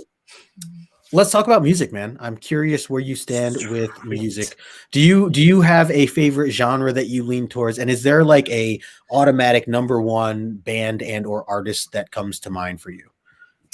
No and no. I actually was going, here's another random job of mine. I was going to be a promoter for a band. Oh, okay. Nice. And actually I was going to be a promoter for 2 bands, and they both ended up falling through. One because of creative aspects, where it was the music was created from a place of kind of sorrow and sadness and depression, and it was so great and so fantastic work of art. But it was so tough for the artist to keep going back to that place and reliving it that he ended up just not wanting to do music anymore. Oh, wow. Yeah. Yeah. So Heavy. I would say from my perspective, I love good music that tells a story. Yeah. I love music that evokes emotion, and I love music that's just good to listen to. Sure. So I don't have a favorite genre. I don't have a favorite band. I'm open to any music, and I'm open. Like I was listening to Tool the other day. I just figured out who Tool was. Oh wow, nice. And I didn't know until somebody told me. And it Oh was man. just I'm like Classic stuff. a sponge of information. Like I can tell you random bands from the 50s, 60s, 70s, like Yeah. you name it, like rockers, screamo bands, industrial metal bands, Nice. pop stars. I could tell you about like random Korean singers. Like Yes. it's just Yeah. like, yeah, we get into K-pop, J-pop, like anything, Nice. country, yodeling. I Nice. mean, I'm into anything, man, anything and everything. Classical music, yeah, I love So music. I think that that's like the best approach, and I kind of take that approach with comics to a degree as well. Like, you know, not necessarily dismissing any one genre per se or any, you know, like I just feel like there's great stuff, there's bad stuff, but there's also great stuff in everything. So it's like taking that time to, you know, do research, find those some of those gems, and some of those gems are like, yeah, you just would never hear about them otherwise. You know, and some are bigger and whatever, but like yeah, I love that your approach at this is all like, you know, whatever speaks to you at that time. I think a lot of it can be with mood as well, like what Yeah, you're you feeling go at through that time. phases. I went through like an EDM phase where I just Yeah, went to nice. like raves and stuff. Yes, Like, yes, so I've been there, man. I've been through it all. Yeah, it's all about exploration. Yeah. And you can catch me live this Friday rapping. Yeah, I was just gonna say, perfect segment. Let's Yes, go. man. I cannot wait. I'm definitely chiming in for that. That's great. Man. Very cool. Very cool.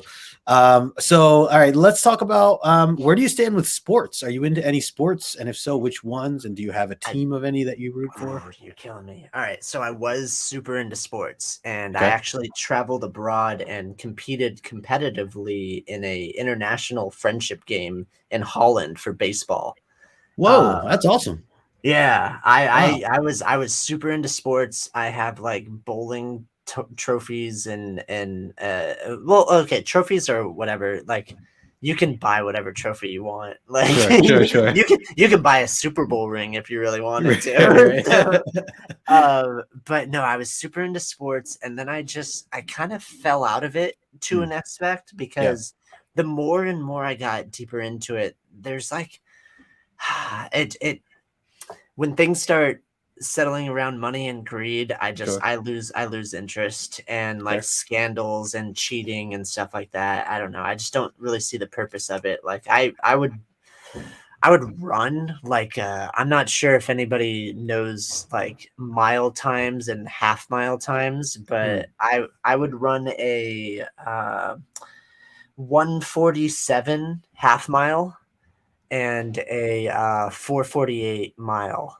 Wow. So if you guys think that is fast, that's the subjective. For me, that's fast.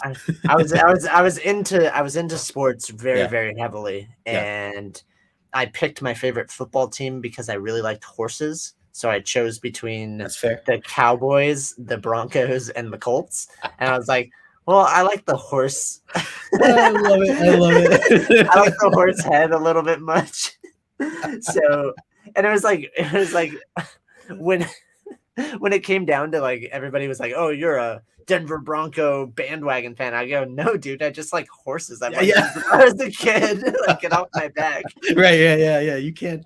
Yeah, judge I've me been on that. in and out of every sports. I mean, That's cool. like take sports from competitive darts to curling. I watch it all, man. It's awesome. Fun. So Cool. And yeah, I agree. That is super fast. The time you put up there. I mean, anything in the fours is nuts. I mean, in the fives, again, from my perspective and knowing how fast I can or lack in there run, that's very impressive. So, John said that he ran cross country, and my best were the high 17 minutes, meaning 3 consecutive 6-minute miles. Oh, wow. Yeah, that's fair. Yep, yeah. That's pretty decent. Yeah. The 3 miler 17. I forget what my 3 mile time was. I ran cross country as well. Oh, okay. Nice. They basically said I wasn't fast enough to be a sprinter, so I needed to find like an in between. Oh, yeah. Okay. Cool. Let's see. Let's if you could describe a perfect day, or three activities within a perfect day, what comes to mind there? Three things that would have to happen for you to have a perfect day. Huh. One aspect has to be centered around like a very, very good meal. Because I mean, what are we without food? True. We need some kind of entertainment. So let's tie it back to music. We attend some kind of music gathering or festival or concert or something. Yep. Or I mean, it could be in your home.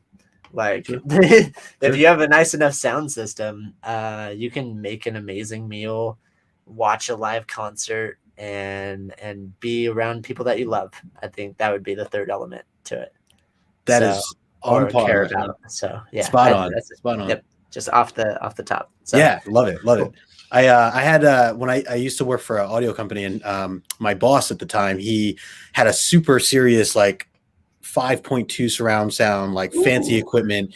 And he would have friends come over and he would hook up he had a vinyl player and everything. He was very appreciative of vinyl, and a bunch of us would just like sit and listen and just appreciate like what we're hearing and talk about it. And then we'd eat good food as well. So that all kind of just falls right into what you just described there. So, I mean, that definitely is a perfect kind of day. Oh, John's perfect day is hanging out with us. There you go. There you go. I'm not sure that's what he means by it, but yeah.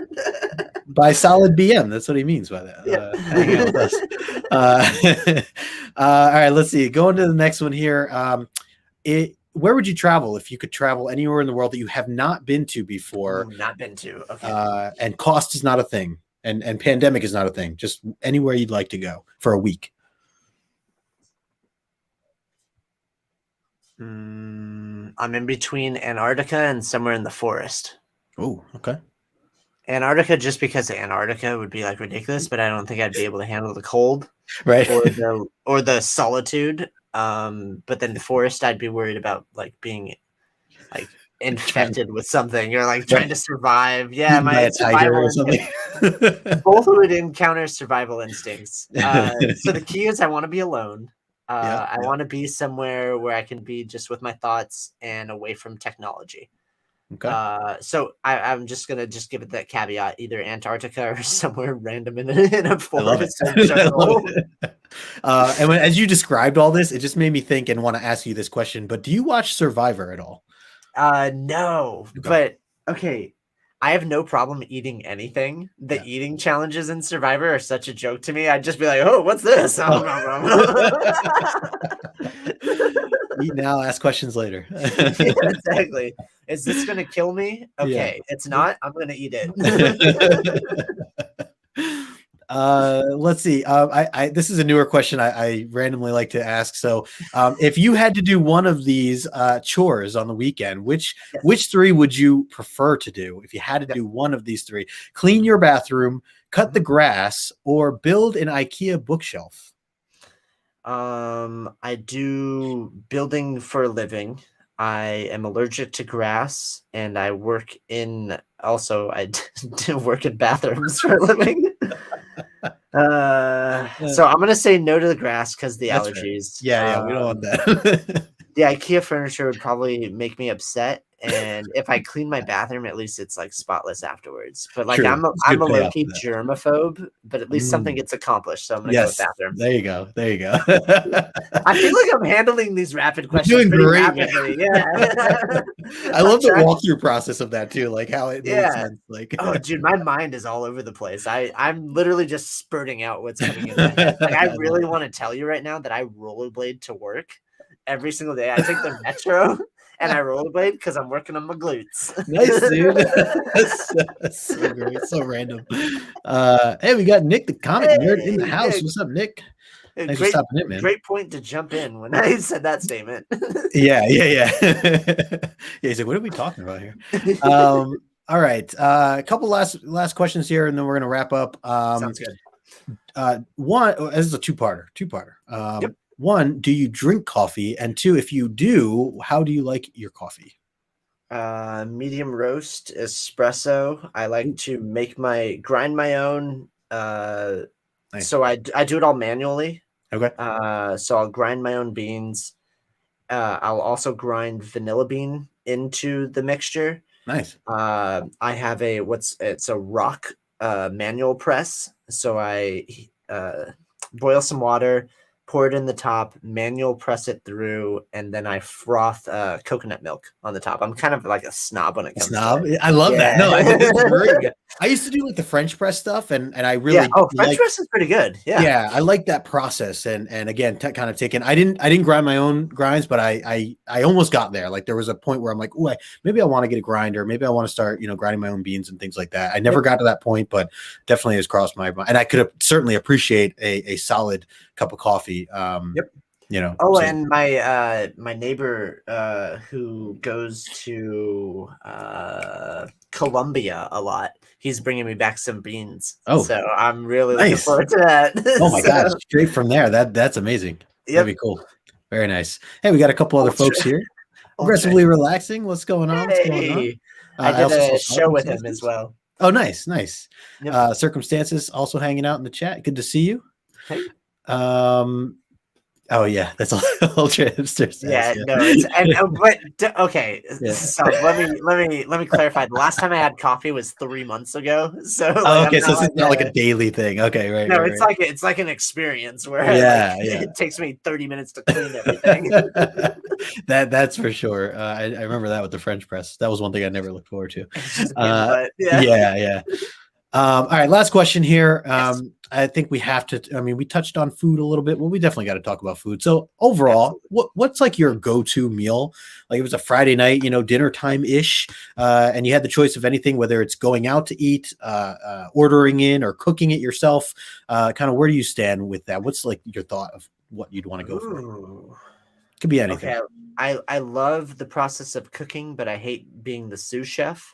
Like I'm not good with knives. I need to take like a knife course so I could like get better with preparing of the food, but I love cooking. Okay. But then there's so much that goes into it. It's almost easier to like go out and order. There's like some really good restaurants. I live in LA. There's so many good restaurants, man. I'm spoiled. I'm literally spoiled out here. Yeah. I mean, you're close enough to New York, right? There's tons of New York restaurants. Yeah. Okay. Yeah. So we both have like that kind of metropolitan. The options. Yeah. Yeah. Hey. I don't know. I love experimenting, so I would probably make something myself, but base it off of like a recipe that I've gotten from other restaurants. So I dig it. If they share it with me. Right. Are you a spice guy? Do you like spicy foods or not really? I almost went there, man. So there's this place right next to where I work. It's called Howlin' Ray's. Okay. They have Louisiana hot chicken. And they have a chicken that they give to us, a spicy chicken sandwich that they give you gloves because they don't want it to touch your skin. And you're not supposed to lick your lips. You're not supposed to do anything. You're supposed to like basically grab the. Oh my God. Like someone else feed it to you. Almost. You're like cutting little things off, and all it does is just destroy you. I did it once, and I was like, "This is terrible." Oh my God.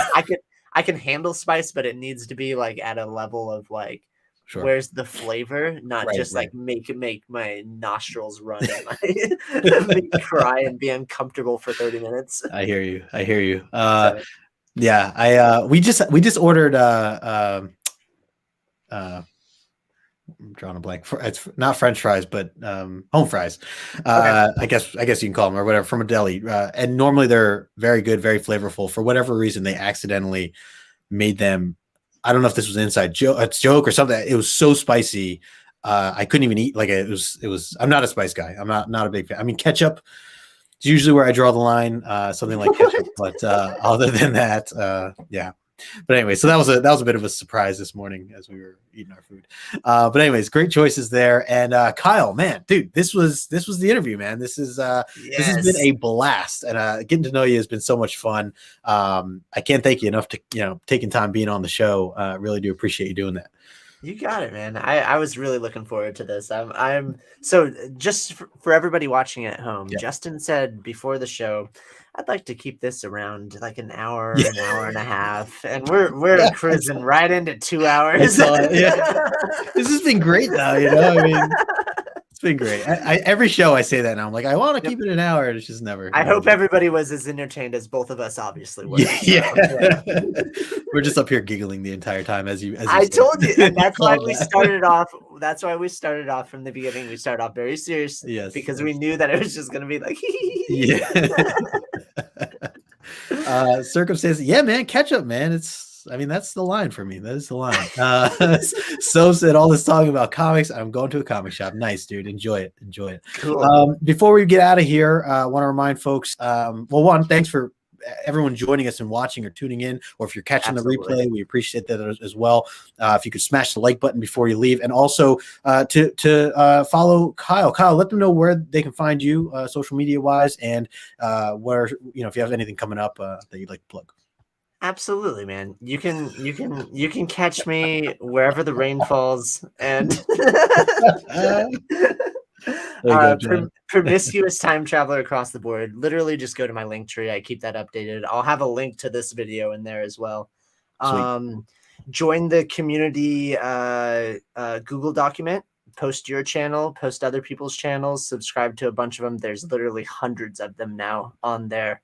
Buy some of my comic books so that I can make my own comic book, and then buy my other comic book. Or I'll just, if you buy my comic books, I'm probably just going to send you one for free, because you're the reason that it came to fruition. So let's be real. And go out. I don't know, just be nice to each other, and work on yourself. Focus on your mental health, focus on everything, focus on your physical health, and be nice to each other. So that's all I have to say. Nice. By rain. Well said. And by rain. final words here. And I'll throw this up here too. If you guys did not get to see this video yet, make sure you go check it out. I'm going to finish watching it later today, or later this weekend at some point, because it doesn't get better. It doesn't get better. I was cracking up. I was like 7 books in, and I'm like, this is fantastic. So yeah, definitely check that out. All his information's in the description below. Yep. Oh, and I have some creative ideas coming up pretty soon, so do keep an eye out on my channel. So nice, very cool. Well, again, Kyle, thank you so much, man. Appreciate your time here. We'll definitely have you back on the channel at some point. We'll have to collaborate. We'll get some creative ideas going back and forth. Yep. So get those juices flowing. Yeah, man, for sure. So again, everybody here right now, still got 17 people. If you're just hanging out, thank you all so much. We appreciate the support. As I said in the beginning of this, I'm not going to be doing a Comic Collector Origins this next Saturday coming up. We're going away, so but after that, I will be right back again. So definitely keep an eye out for that. I'll be, Well, that's why this one was 2 hours, to compensate cover for exactly. The lack of, another one. Yeah, there you go. And when I do come back, it's February 5th is going to be the next show. It's going to be with Sleepy Reader, which is Sleepy Reader 666, which is Damien. So looking forward to talking with Damien. So. Other than that, that is it, folks. So again, enjoy your weekends and stay safe, and we will talk to you later.